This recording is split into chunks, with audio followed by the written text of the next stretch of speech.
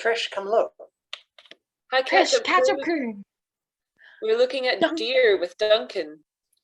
He's about to catch one for his own. Deer with Duncan is my favorite YouTube series, by the way. BBC Scotland made a great choice, like commissioning that. Okay, now that you're close, you have to sprint towards them. Don't do that. Yell at them about how you've been trying to reach them about their car's extended warranty. Oh, you can see the dots on them. Fuck, how close are you? About 20 feet. Andy's spilling the hot tea. Andy's a bit salty. They are gorgeous, but also really weird once you get close enough. I mean, they're tiny. These are tiny. They're only like not much more than knee high. Wow. Yeah, they're like the bastard offspring of a giraffe and a rabbit. It's really, they're weird. Okay, I'm not going to chase them any further. They're looking stressed. But yeah, there we go, some deer. Gorgeous, but also weird once you get close to them is my Tinder profile. What, sorry?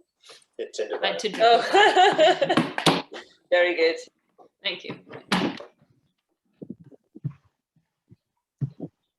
Hey, Jenny. Hello. I've just discovered there's overnight That's an parking. amazing way to start out the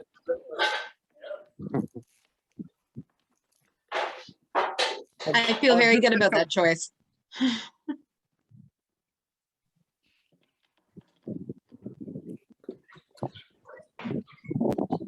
What were you saying, Duncan? I was going to say, given Andy's unfortunate experience with deer yesterday, I thought I'd balance it out. But there is overnight parking here, so I can bring the camper van over as well. I've just discovered. Oh, nice.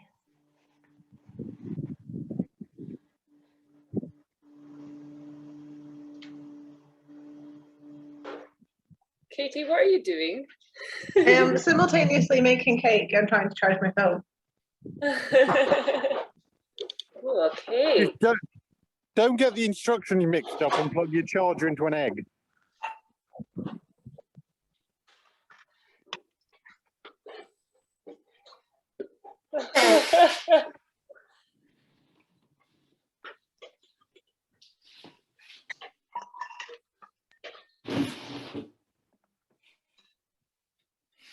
Hi, Carmen.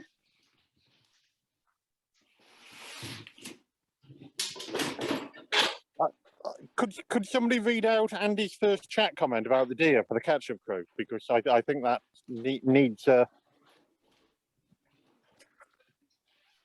I called the garage this morning and the guy said, "Oh dear." And I lolled and he apologized. And I was like, well, that's the appropriate joke for the occasion. Did I read it with significant enough emotion for the situation? I was actually looking at an earlier comment that might have been just before you joined, which was, "Oh, look, a herd of bastarding suicidal idiots." Yes, both perfectly valid comments to the situation. Indeed. So I bought a book that I'm really excited to start. Ooh, what you got?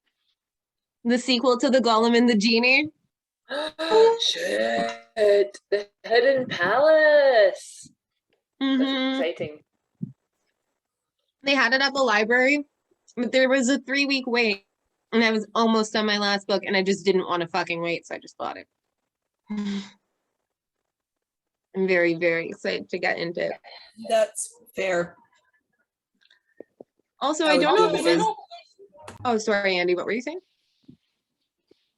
I said that's fair. I would do the same. Mm-hmm. I don't know if it was someone here who recommended A Darker Shade of Magic to me. I think it might have been a Storytimer, and if it was, thank you. And if it wasn't, and you want an interesting adventure story about jumping between worlds, it was very fun. London is a fixed point in multiple worlds, but the rest of the world isn't necessarily the same. Oh, this rings bells, actually. Mhm. Could people put their book recommendations on Facebook so I don't lose them, please? There's a spreadsheet. What was that? Yeah, book there's a again? spreadsheet. I'll add it. A Darker Shade of Magic. I'll put it on the spreadsheet. Could you link to the spreadsheet on chat as well, please? Yes. Also, I found out at the end that it's part of a trilogy and the others are already out. Nice. That's very pleasing. It is. And it didn't feel like it didn't wrap up the story. Okay, the cover of this book leads me to believe Is it that it's one? extremely goth. Oh yeah, there's it. I don't know if that's the same cover art I had. It was something Swab or something like that. VJ Swab, I Yeah, want to. that's the one. Okay, cool. Yeah, I read it with a different cover, but yes. It was very goth color schemey. Well, this one is monochrome with red. Yeah, that and sounds about black, right. You know. The Secret Bookshop in Dublin has the whole series on special offer. Ooh. Yeah, I'm So I've excited just- to read the next one. I have it on hold. Nice. I've just ordered the whole trilogy for €12. Is it Rory time? It's Rory time. It's time for Rory. Hi, Rory. That's the Rory theme tune now. I'm so sorry.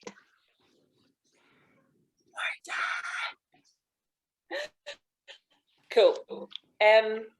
My connection is unstable tonight, so just wave a lot if something goes horribly wrong, and try doing it on my phone if things don't go well. Okay.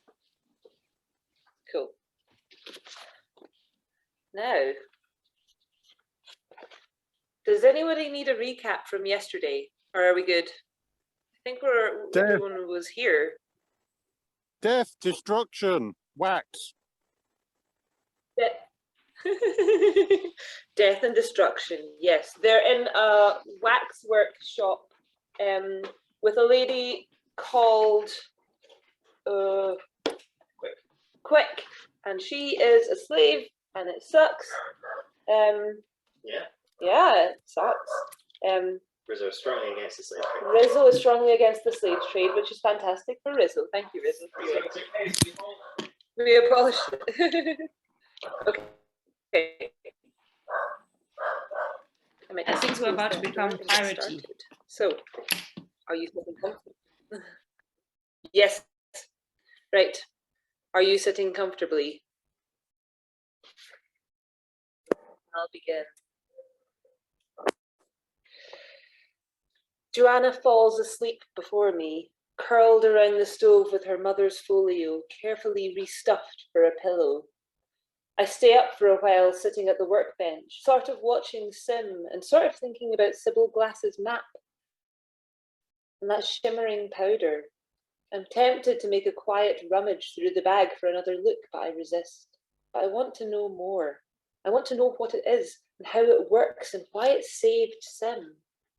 When all my indignance over inequality, the plight of women in the world and the education denied me is boiled away, what is always left is that wanting, hard and spare and alive like a heart made of bone. I want to know all of it. I want to look at my own hands and know everything about the way they move beneath the skin, the fine strings that tie them to the rest of me and all the other intricate components that fuse together to make up a complete person. The mysteries of how a system as delicate and precise as the human body not only exists, but exists in infinite variables. I want to know how things go wrong, how we break, and the best way to put ourselves back together. I want to know it all so badly it feels like a bird trapped inside my chest, throwing its body against my ribcage in search of the strong wind that will carry it out into the world. I would tear myself open if it meant setting it free. I want to know everything about my own self and never have to rely on someone else to tell me the way I work. I think again of abandoning my hope of working with Platt and where I have left to go from here, which, in short, is nowhere. No time to keep searching for schools, no money for apprenticeships, and not enough strength to hope that if I keep banging down doors, someday it will pay off. Not enough. The idea of working with Dr. Platt felt like my fingers scraping a star, but that flared out and faded into the darkness so fast. Or perhaps it exploded in my face and then laughed at me. That was more what it felt like. I don't know where to go from here. The panic caves inside me like a paper curling in the grip of a flame. I do not know where to go. Across the room, Sim mumbles, "Something's wrong with my arm." I look up as she raises her head, blinking hard like she's still trying to rouse herself. I abandon my perch on the bench, already thumbing through possible complications. Gangrene, infection, pain, discoloring in the skin that signifies decreased blood flow. But she lets her head fall backwards, so she's staring up at the ceiling and says, "I think I cut it." I stop on my knees next to her and sit back on my heels. To put it mildly, I can't move my hand. I'm not surprised. Are you feeling any pain? My ribs hurt, she says. It's hard to breathe. Did I fall? No, I think you were poisoned, I reply. It entered your body through the cuts upon your arm. Based on your symptoms, I'd wager it's a paralytic that attacks the skeletal muscles. You're still here, she says, her eyes still fixed upon the ceiling. Why are you still here? I had nothing better to do. Her eyes flick over to me, her gaze more focused. You're being sarcastic. No, actually, I was being flippant, but I can do sarcastic if you'd rather. I smooth my skirt against my knees with flat hands. Best keep a close eye on your arm, though. There's still time for gangrene to set in, and I have never amputated a limb, so this would be a new experience for us both, and I can't imagine it would be as neat as the stitches. Embroidering pillows doesn't give you quite as much practice for amputations. You didn't have to help me, she says, her voice very soft. It feels like such an absurd amendment to gratitude that I respond with vinegar before I can stop myself. You're right, I didn't. Why didn't you tell me that this a few hours ago? It would have saved me so much effort and worry. I expect she'll bristle, my hard edges once again knocking someone away. But instead she grins. I do like your sarcasm better. I laugh in surprise. Well, it is with entirely no sarcasm, which is hard for me, I assure you, that I say I stayed because I wanted to be certain you were all right. So why did Miss Hoffman stay? Less noble reasons, though I assure you she was concerned for you as well. Joanna wants to speak with you about her mother's work. I told her you may refuse as you have a tendency to be stubborn and inscrutable. Inscrutable. She lets out a short breath of laughter. Coming from the prickliest girl I've ever known. Prickly, I say. I'm not prickly. Felicity Montague, you are a cactus. Debatable. My knees are aching against the hard floor, so I stretch out on my stomach parallel to her, propping my chin on my hands. My botanical equivalent would be more likely, what are those plants that shrivel as soon as you touch them? I'd be one of those. She pulls herself over on her side with a wince, her good arm curling under her head. Not something medicinal. Perhaps, I say. Though that's a rather obvious answer, isn't it? I stack my fists atop each other and rest my chin upon them. Or maybe I would be a flower, but a really tough flower. A wild flower, Sim says. The kind that are strong enough to stand against the wind, rare and difficult to find and impossible to forget. Something men walk continents for a glimpse of. I wrinkle my nose. I'd rather not be glimpsed by men. Perhaps we can set up some sort of trap so that they fall off a cliff if they try to pluck me from the ground. I stretch my hands out before me, making a study of my nails, which have grown long and filthy in our travels. Longer than I like to keep them, for practicality, though the thought makes me feel foolish. I'm not running a practice and being called upon daily to perform surgeries. It's a needless routine that suddenly feels silly and aspirational. But you're right. Whatever I am, there would likely be spines or thorns. They keep people away. Sim rolls onto her back again, her neck arching in a stretch. I didn't think I'd see you again. Sorry to disappoint you. She looks sideways at me. It wasn't a disappointment. Well, you wouldn't have, except that Joanna disappeared the morning of her wedding, and Dr. Platt recruited me to find her in exchange for a job. So you got what you wanted then. When I don't say anything, she prompts. You're working for him. I'm not. He's, I consider saying, conspiring to kidnap me, but I am too tired to explain, so instead I finish, not what I expected. Sim does not seem moved. Her tone is the verbal equivalent of a shrug when she says, so you'll find someone else to teach you medicine things. It is nowhere near that simple. Because he's your hero, she asks. Because I've wanted to study with him for so long, I say. I wanted to study, full stop. Who's keeping you from that? No one's keeping me from it, but I can't just read books forever. I want to work and learn and be taught by someone smarter than me. I want to help people, which I am not allowed to do because I am a woman. I sit up and dust off my elbows, cross that I let myself slip into familiar territory with Sim. For if I am a cactus, she's a very argumentative rosebush. And I've drawn my own blood again by reaching out. Maybe I was foolish to let you seduce me away to Stuttgart and expect everything would miraculously fall into place for me. And maybe Alexander Platt wasn't what I expected, but it's not as though I have many chances to learn medicine. Of course you don't, she says, pushing herself up on her good elbow. You're trying to play a game designed by men. You'll never win, because the deck is stacked and marked, and also you've been blindfolded and set on fire. You can work hard and believe in yourself and be the smartest person in the room, and you'll still get beat by the boys who haven't 2 cents to rub together. It's the sort of sentiment that keeps me awake in Edinburgh. Long nights of sleepless panic that I was wasting my time trying.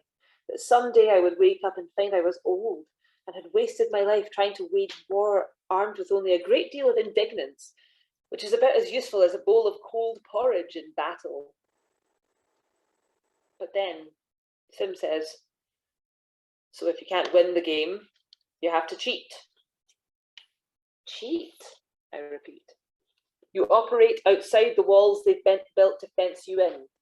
You rob them in the dark, while they're drunk on spirits you offered them, poison their waters and drink only wine. That's what Sybil Glass did. The silence hangs between us, underscored by the last embers of popping in the stove.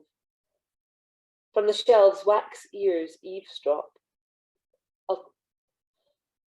I'll talk to you and Joanna tomorrow, Sim says suddenly, because you helped me, and because I want to see the map. How do you know about the map? It was a hope until you just confirmed it, so thank you. Oh, I mean, what map? She rolls her eyes. Are you going to keep a vigil over me while I sleep? To make sure you don't steal the map? If there is a map. I meant to make certain I don't die, but yes, let's keep trust at an arm's length. She slides over on the pallet. Come lie down with me. At least you'll be warm. I hesitate, then lie down beside her and pull the quilt over us both. She takes another deep breath with a steadying hand to her chest, then looks sideways at me and says, did I really seduce you to Germany? Now it's my turn to roll my eyes, regretting I ever used the word.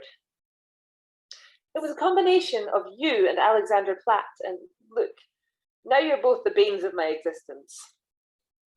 You need to be more discerning about who gets their talons in that brilliant brain of yours. I snort, louder than I mean to. I'm not brilliant. She purses her lips with a soft humming sound. You're right. brilliant isn't quite a strong word. Is quite a strong word, but you seem very bright. Or if not bright, you're at least confident. And often people can't tell those two things apart. I don't feel confident. I feel like an actress, a pretender, someone who wears a brave face because the moment a strong-willed woman shows weakness, men will push their fingers into it and pry her apart like a pomegranate. But I don't correct her. I'm still afraid that the first chance she gets, she might crack me open too. Sim, Joanna and I leave Quick's in the morning for a coffee shop down the road to take breakfast. In the wake of the storm, Zurich is cold and bright. A thin-fingered mist sits above the streets, making the frost sparkle and the stones emanate light. Even my breath, white as it strikes the air, seems to shine. Down the road, a pot clangs as it's slung over a cook fire. Chestnuts pop in a frying pan. A blacksmith's apprentice strikes his anvil, a call to his master that the forge is hot. A dog barks somewhere out of sight. I'm surprised Joanna doesn't go chasing after it. Women are barred from English coffee shops. Most institutions pride themselves on being havens for discourse and educated thought, though most of their clientele are male who slept through Cambridge regurgitating multisyllable words and proving they know who Machiavelli was. Here, the customers remind me more of the crowd that would frequent Callum's bake shops, working class, quiet and polite. It's mostly men, but the sheet of rules posted beside the door makes no notation about sex. No one gives us a second glance. We pay our coins for breakfast and take a table farthest from the door beneath a notice board and a stuffed crocodile with his jaws wide. I can hardly taste my coffee after I so thoroughly scalded my mouth the night before on Quick's stew, but every swallow makes me feel warm and more awake. Joanna brought her mother's bag in a leather case. She keeps the bag pinned between her feet under the table and the case over her shoulder, even though it requires her to sit on only half the chair, and every time she shifts, it smacks the back of her head with a crack. Sim watches Joanna struggle, the corners of her mouth turning up. Don't worry, I've only got one good arm now. She tugs on the sling around her neck. You could fend me off. Joanna sighs with frustration, then reluctantly hangs the strap of the case over the back of her chair. I still don't trust you, she says, but Sim just shrugs in reply, unconcerned. We sit in silence for a long minute. Sim murmurs a prayer of Bismillah before she blows on her coffee through pursed lips, making the surface jump. I had expected she would be more reluctant to come to us, but thus far she's been suspiciously cooperative.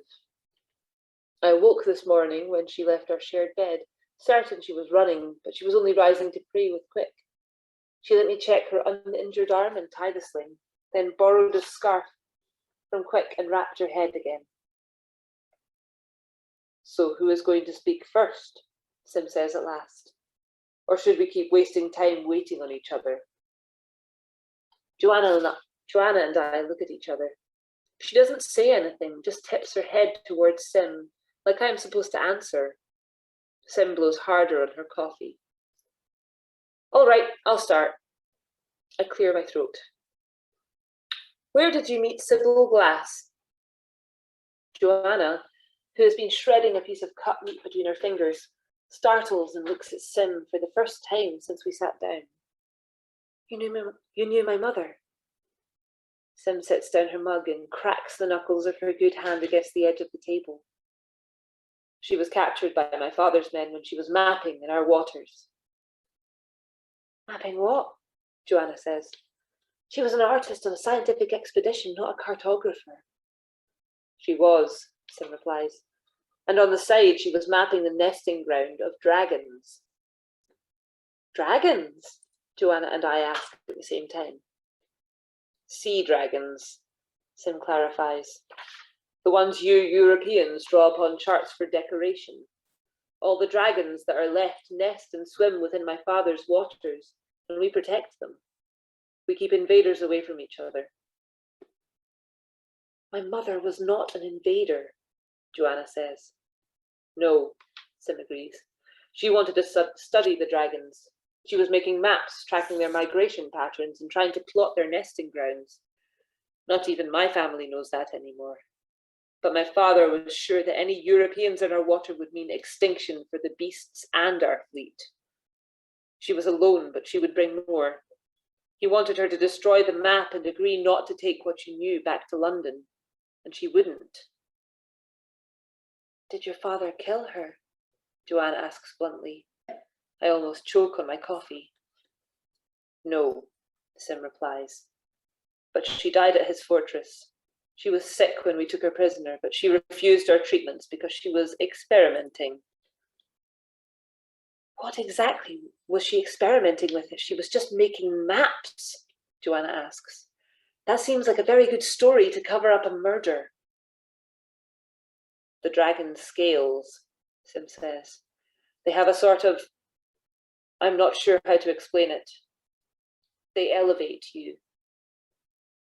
Literally? I ask. No, not literally, she replies. No one's flying. It's a stimulant. She lets her hands fall into her lap. Sailors used to carry them on strings around their neck and chew them before a fight for strength. They were taken once a day to ward off illness. Your mother, she looks to Joanna, was testing their properties on herself. Lots of doctors do that, I explain, when Joanna still looks unconvinced. If you can't find a willing subject to try a new medicine or procedure, you use yourself. John Hunter gave himself gonorrhea to test his theory about its transmission. Joanna wrinkles her nose, then looks back at Sim. If she was sick, you didn't save her, you murdered her. She wouldn't take our help, Sim replies. Her good hand is fisted upon the table. She said she had to complete an experiment. She would only take the scales as treatment. And you had them and wouldn't give it to her. My father has outlawed taking them in our holdings. I can hear Sim grinding her teeth, and I'm tempted to put out a cautionary hand to Joanna. She has as much right as Sim to be angry, but Sim isn't using her emotions like a cudgel the way Joanna is. He won't let them on the ships, because you don't have to take them many times before it's all you can think about. And when you strip the scales off the backs of the dragons, they don't regrow. We didn't let her die. She let herself die. Realization dawned suddenly upon me, and so I turned to Joanna. Let me see your mother's things. What? She snatches the bag up from under the table and presses it to her chest. Why? The vials, the ones we used yesterday, I say, flapping my fingers at her. Let me see them. Joanna roots around in the sack and comes up with a leather roll and unfurls it upon the tables. I unhook one of the remaining vials filled with the opalescent powder and hand it to Sim. Is this them? The scales? She uncorks the vial with her teeth and takes a careful sniff before dipping her pinky in and scrubbing it against her thumb. I think so, though she didn't have any of this with her when I met her. It would have been on her ship. This is what saved your life yesterday. It worked as an antidote against the poison. I unfold the other half of the leather skin so that the vials of labelled poisons are on display. If Sybil Glass was trying to create a compound made from the sea dragon scales that worked against poisons, it would explain why she had a bag full of venomous samples. She wasn't sick. She poisoned herself to test her theories. If Pratt was on the expedition with her, do you think he knew about the dragons and the scales too? He's going back to the Barbary States. Maybe he's hoping to follow her maps and find the sea monsters. And then he takes the samples back, and all your English sailors come to my family's territory and kill our beasties, and us with them, Sim murmurs. She's still pressing these flakes of scale between her fingers, and I half expect her to touch them to her tongue. I wonder just how addictive it is. What if there was a way to duplicate the compound found in their scales? I say. Something man-made and non-addictive that could be used medicinally. If it has anything close to the restorative powers we saw yesterday, it could help a lot of people. But you'd first need the scales, Sim says. And my father would never allow it. Once these waters are open to Europeans, our fleet won't survive, particularly under its impending leadership. You mean you? I ask. When she looks quizzically back at me, I prompt. I thought you were the legendary daughter of a legendary pirate king. No one said legendary, she replies. Quick did. My father may be a legend, but I won't be. Sim jabs her knife at her egg. The yolk breaks, spilling gold across her plate. I am my father's oldest child, and I have claim to the Crown and Cleaver fleet when he dies. But he'd rather see his sons take up his title because I'm a woman. He'll leave me something because the law forces him to, but it will be half of what my brothers get, if that, and it will not be the fleet. I have spent my whole life fighting for what would be mine without question if I were a man, and to be better at it than my brothers, because women don't have to be men's equals to be considered contenders. They have to be better. She slumps down in her seat, rubbing her injured arm. That's the lie of it all.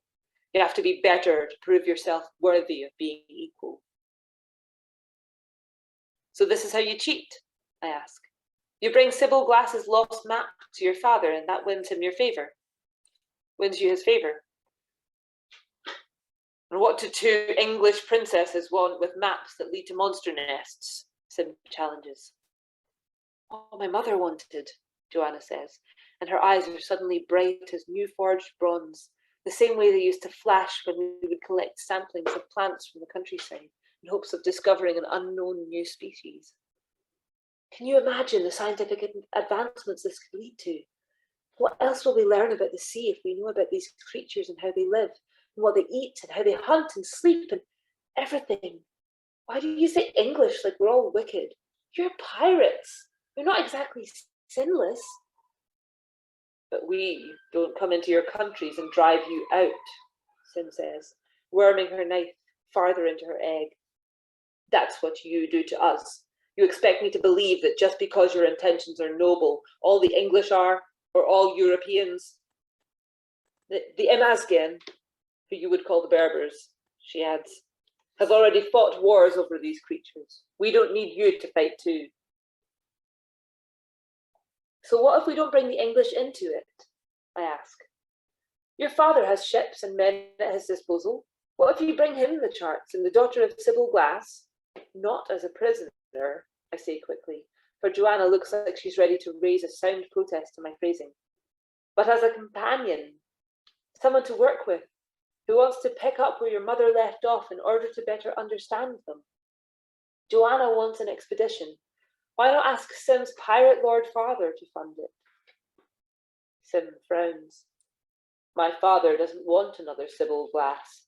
He doesn't want to make a study of the dragons or their nests or their scales or any of it. He just wants to keep them undisturbed, and he wants the map to make sure others do too. That's what I went to Stuttgart for, to make certain that if it existed, it was returned to us. Then we change his mind, I say. Protecting these creatures isn't the same as simply not destroying them. I know it's a risk, but we can make a case. Where do you come in? Joanna asks. I expect her to be looking at Sim, but instead she has her eyebrows raised at me. What about me? Man-made and non-addictive that could be used medicinally, she parrots. That sounds right up your street. You want to make a name for yourself in a way Platt never could? Make it yourself. I purse my lips against my mug, aware they're both watching me. I think of all the doors I've had slammed in my face. The fact that even when Platt had dreamed up a fictitious poison to lure me to Zurich with him, the most he could imagine of me doing was paperwork. And even if that had been a real offer, what would I have done after? Who would I have to fight next to be permitted to go broke sitting in on lectures at a university where I would never be allowed to matriculate? And even if I did somehow walk out of the university with a degree in hand, would any English hospital employ me? Any patient seek my advice for anything other than midwifery or herbs? How long before the men came to chase me out of whatever corner I carved for myself? How much would I rather be in the company of this mad girl who loves creatures like Francis of Assisi, on Sim's boat unfolding layers of scientific discovery, finding knowledge that is not just new to me, but new to the world. It pimples the flesh along my arms to think of it. Though my heart has always been fixed to medical school like a compass point, that legitimacy necessary to prove my worth, this small shift in course may lead me somewhere entirely new, but perhaps still somewhere I want to go. When I answer, I worry it will feel like setting a dream on fire. I would go with you, I say, braced for it to sting, but it doesn't. It feels like the first step on a new continent. I look to Sim, and she looks to Joanna, and Joanna looks at me, and I realise that in that single moment, like a flash of heat lightning over a bare moor, all three of us are in control of our own futures, our own lives. Where we go now, maybe for the first time, with my side pressed to Joanna's and Sim's dark eyes meeting mine, I feel newer than I have ever been. Everyone has heard stories of women like us, cautionary tales, morality plays, warnings of what will befall you if you are a girl too wild for the world, a girl who asks too many questions or wants too much, if you set off into the world alone. Everyone has heard stories of women like us. Now we will make more of them.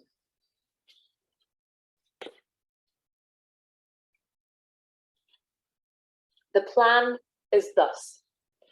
We will travel by all means available to the southern shore of France, from where we can take a ferry to the Algiers. It's a pirate port, Sim tells us, overrun with buccaneers and smugglers, and without even a European toe stuck in it for foothold. But with Sim and that crowning cleaver upon her, she's certain no one will dare touch us. We will rally with her father's men into the city, who collect taxes from the European shipping companies, and they can take us to his fortress. Joanna has some coinage she digs up from her trunk at Frau Engel's before abandoning the rest of its contents, and manages to secure some funds from an account of her uncle's. It's enough for the three of us to travel to the coast, though not well. Our journey's closest ken is the trek Monty, Percy and I undertook from Marseille to Barcelona. I expect the travelling with Joanna and Sim will be like trying to wrangle kittens into a bath, both of them with minds of their own and distrustful of each other. Joanna homesick and wanting to pet every dog we pass, Sim determined to do the opposite of any instruction given to her just to aggravate me. But to my great surprise, I end up being the dead weight of the trio. I'm always the first to call halt for the day, or ask to stop for a meal because I'm about to faint with hunger. The one who falls asleep in coaches and diligences and would have missed the stop had Sim or Joanna not woken me. Though even my lowest levels of competence are the equivalent of high functioning for most, and we are by far the most proficient trio I have travelled with to date. But I'm a bit rudderless without someone to boss around at all times. They are also both shockingly agreeable. Sim is quiet. Joanna speaks enough for all three of us. She's friendly with everyone we meet and seems to find a way to compliment every sour-faced cook or innkeeper on exactly the thing that softens them. And in such a sincere way that we are slipped steaming pastries and mugs of beer with no charge. Once booked on a diligence we were previously told was full, and we'd have to wait 3 days for the next. She makes us play word games as we travel, or tells us facts about animals and makes us guess whether they're real or ones she made up. Sim is better at the guessing, but when I contribute medical facts, they're both hapless. Joanna believes me for several confusing minutes that after my brother lost his ear, it grew back. I wrote to Monty before we left Zurich, informing him I was safe and in, if not good, at least neutral company, and that I would be back in London as soon as I planned. I did not mention that there was a good chance I might be running off to join a pirate expedition to protect sea monsters. I have a sense that would get his breeches in a twist.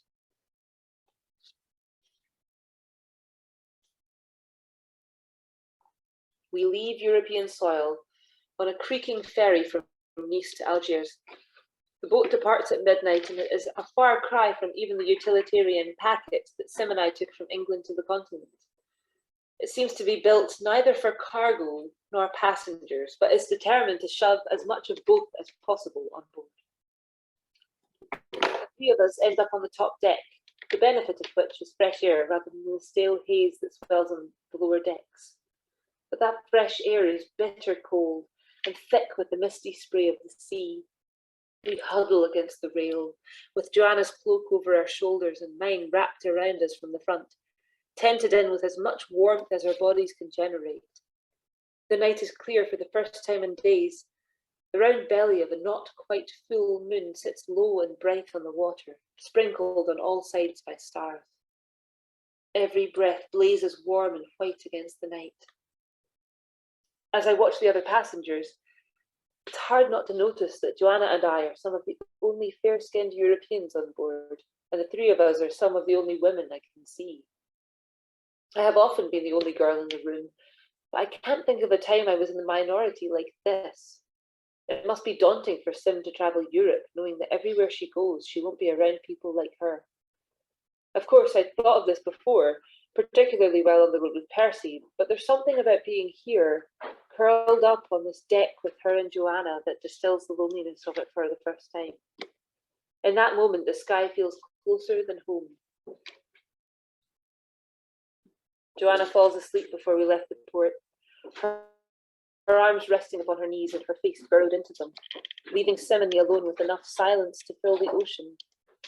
I had not realised how much space Joanna's bright, giddy presence took up among the three of us until she was snoring at my shoulder. Sim and I haven't spoken alone since Zurich, the night we slept side by side in the waxworks. Now, with the moon the colour of lamplight above us and her dark skin dewy with the sea spray, she looks softer than I've seen her. Her face seems less guarded, the hard set of her jaw swapped for parted lips. Her injured arm is still bandaged, but unslung and curled against her stomach. Do you think she's sad? Sim asks suddenly. Joanna?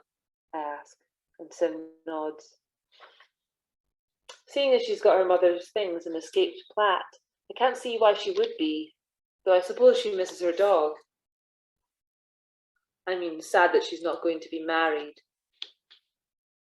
Since so much of our conversation lately has been about natural philosophy and sea monsters, this is not what I was expecting.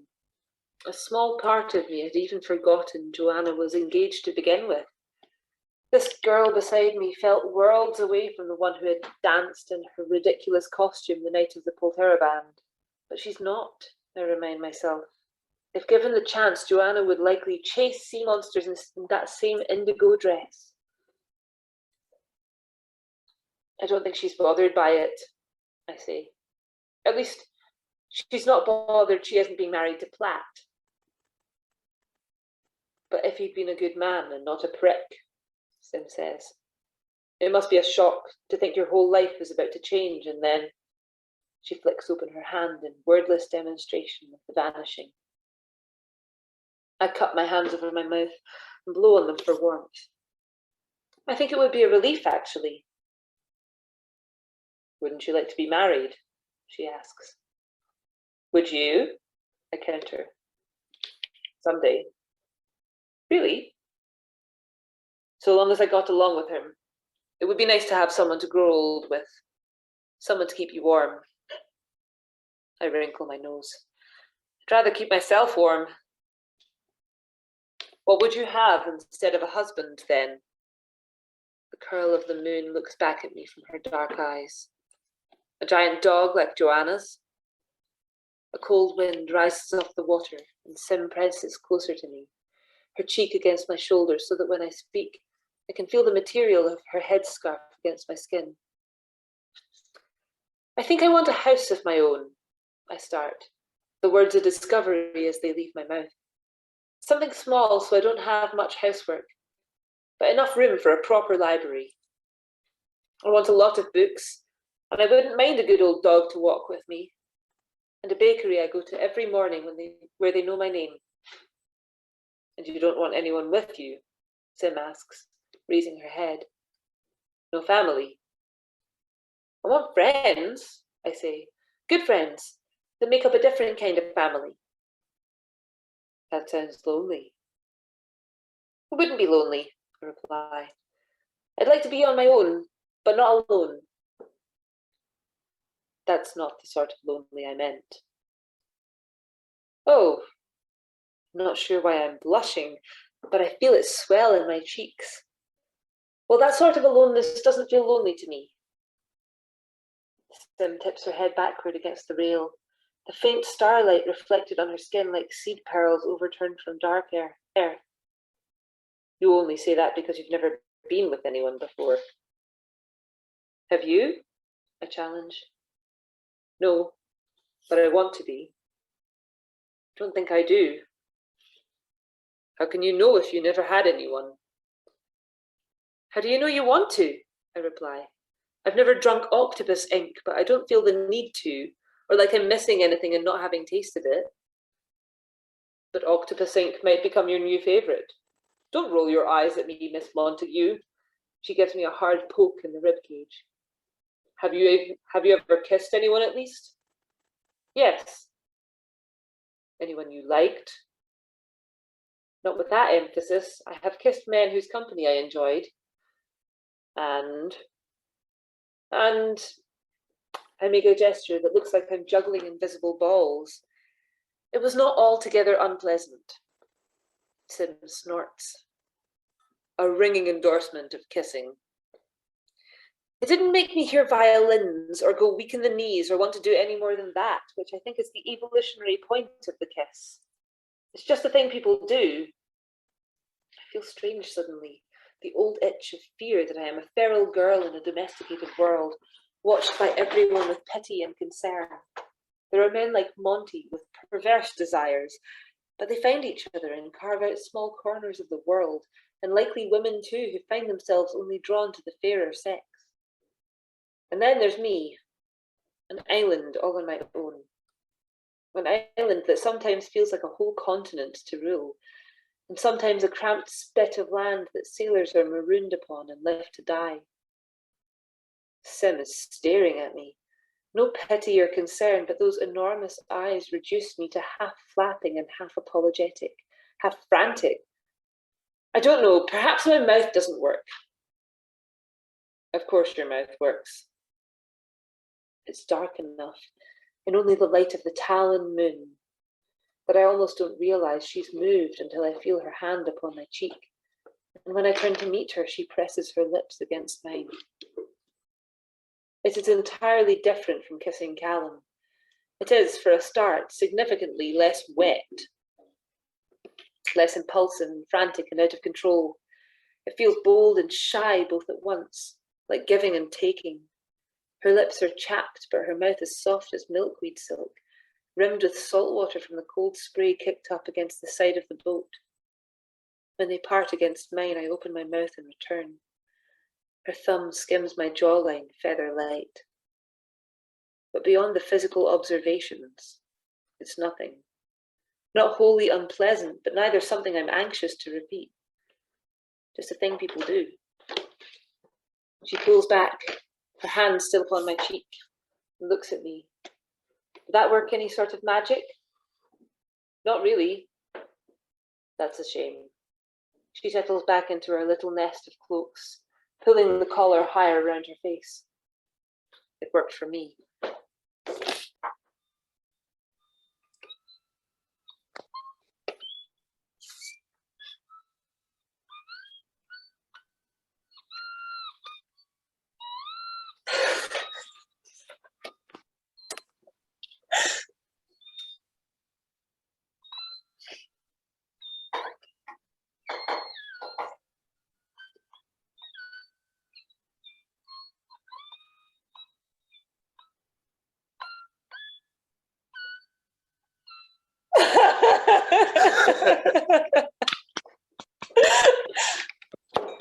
Now it's Rory time.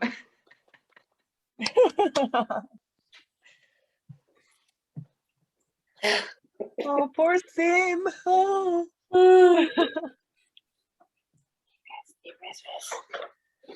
So what did you think?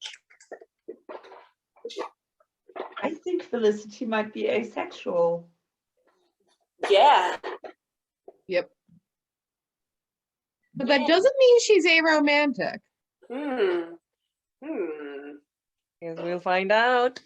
Look at all this queer and asexual representation that's happening. Right? Ah, so good. And look at that dog that's happening. Look at this little dog that's happening. That dog that's happening. So good. This fucking book, man. Yeah. Yeah, Rory, you perch there and hydrate. Thank you for your terrible rendition of My Heart Will Go On. I regret nothing. Good. I might move into the other room. Sure. I will put this down. Tea. Down you go. Yeah, that would be nice. Thank you. All right. Milk tea. Milk tea. Do you want a toast or anything? No, I'm good. See you soon. Ah. Yeah, awesome. That spot to end on. Yeah, ending a little bit early tonight, but that's just, I wanted to end on that because I wanted Rory to do the music thing. I'm okay with that choice, but does that mean that we might get a little bit of a longer session another day to look forward Yes. to? Yes. Yes. So long as we get our bracken time, I'm okay. I definitely have put in a couple of like longer ones, but I don't know when they will occur because I mean I could have a look actually. Might go have a look actually. Bear with me. Okay.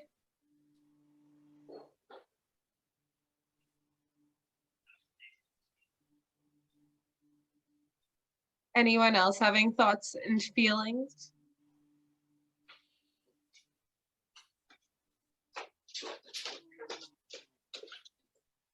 Oh, there you are with the book. Hello. Hello. Okay.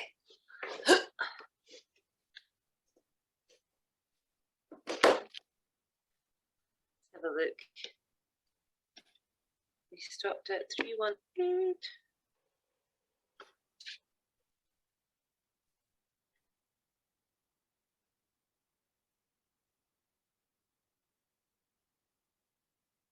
You get a slightly longer one tomorrow night. Yeah. And ooh. So depending on what my rota is like next week, I'll be able to do next week, and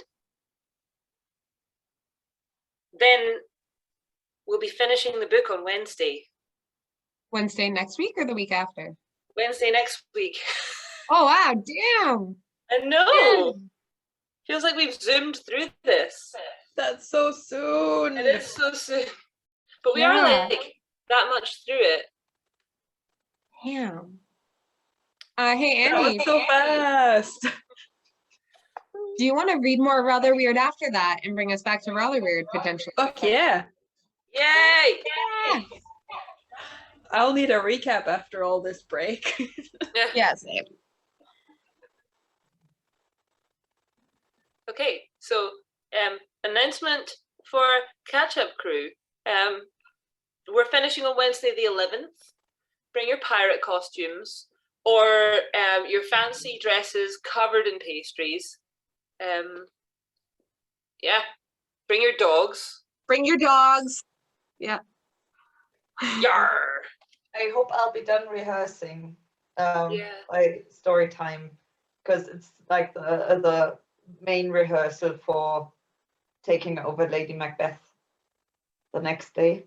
But Oh shit! we should be done by story time. So yay! That's super exciting. So exciting.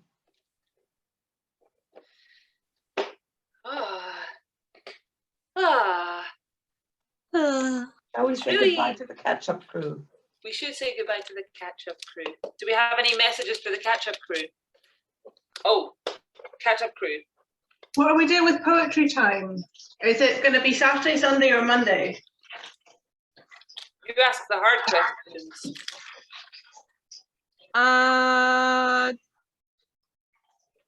Yeah. Today's Wednesday, right? Can we make that announcement tomorrow? Yeah. And do people want to let folks know what days they're available? And we'll try to pick based on that, because I know that it really just kind of depends on who's around. I think everyone who was there last Monday couldn't make this Saturday. Okay. So we're tending towards Monday. Well, we were thinking maybe Sunday, because that would work for most of the people that can't do Saturday, but also potentially work for the Canada people who can't do Monday. Yeah, I can't do Monday, but I could do Sunday. I also Sunday don't know, this. Oh, sorry. I also don't know if I'll be there on Wednesday for the finale, because it's our wedding anniversary. So I don't know yet what we're gonna do, but Oh shit! we should do something. You should dress up as pirates. We should And then- probably dress up as pirates. I mean, do that anyway, obviously. Yeah, that's always a good life choice. Mm. Sunday this week, I will be a bit of a maybe. We have closest embrace this week. Andy, are you still up for running something this week? It's okay if you're not, but I have you here. Cool. So Andrada's going to be doing something with us if people want to come do nice brain things. Yeah. But yeah, so I don't mind if people want to do Sunday. I just might show up and might not. Because sometimes I'm tired after.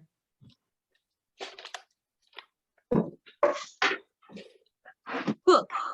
So catch up crew? Yeah. Yeah. Catch up crew. Be gay. Do crimes or don't. Whatever. You do you, catch up crew. Big hug. Yeah. Yeah. Take care in international waters. We love you. Have a lovely evening. Bye. Keep playing. Keep playing.